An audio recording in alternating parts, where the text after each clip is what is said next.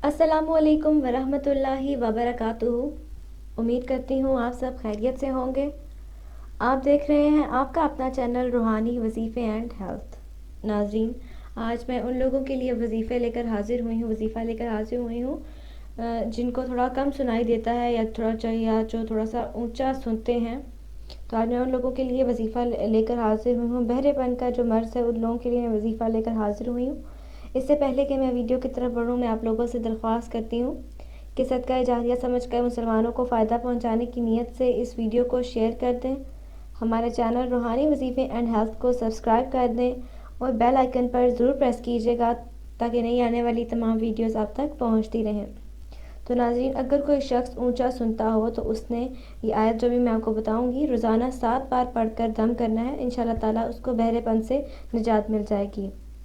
तो नाज़रीन, आयत सुन लीजिए। वइज़ा कुर्रियल कुरान फस तामिऊ लहु व अंसितू लअल्लकुम तरहमून।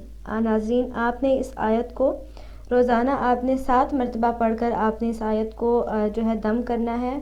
नाज़रीन, आपने इस अमल को तब तक करना है जब तक आपको फ़र्क महसूस नहीं होता। ज़्यादा से ज़्यादा आपने 21 दिन या 41 दिन तक आपने इस अमल को करना है।